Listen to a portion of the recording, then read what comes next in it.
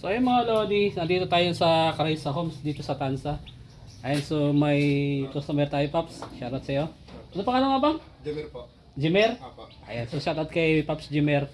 So ang dala-dala niya na unit nito mga Paps, Honda Click.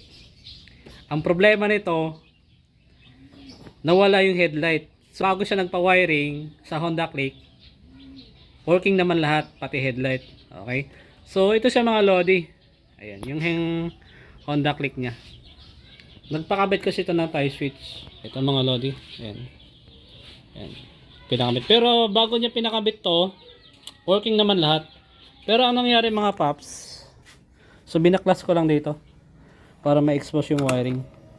So wala namang problema sa panel gauge. Ayan. Push start, okay naman. Ayan. So okay naman yung push start mga Lodi, gumagana naman. Yung driving light niya, okay. Ayan. High and low. Isina, gumagana. So ang nangyari dito mga Paps, yung kanyang headlight nawala. Ayan.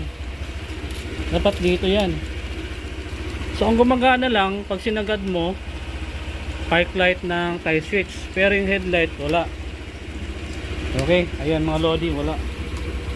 Naka-on na yan. So, check na lang natin mga Paps kung anong naging problema na ito.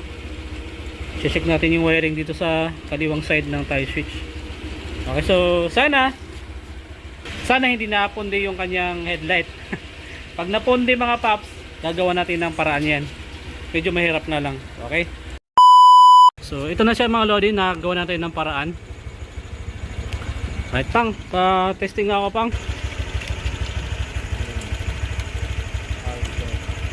Yan. So, sige. Pa-on nga ng low beam ng, low beam yung mga Lodi ng click. Yan. So, yan yung low beam niya. Walong LED na yung mga Paps. Pa-high beam nga, Pang. Ayan. So, high beam yung mga Lodi. So, medyo mahina lang magkarga yung battery niya mga Lodi, kaya nakagawa ng ganyan. Kaya kumukurap-kurap. May driving light na Pang, pasama. Pa-on na mini driving light. So kanya mini driving light mga Paps. Ayan. Okay. High beam. Papasing ako ng headlight Pang. Papasing. Okay. Ayan o. Tingnan yung mga Lodi. Alright. So yan mga Lodi. Ginawa natin ng paraan yan kasi nagkaroon nga ng busted yung headlight. So yun lang mga Paps. So this is light modifier. Ayun, gabi-gabi na tayo.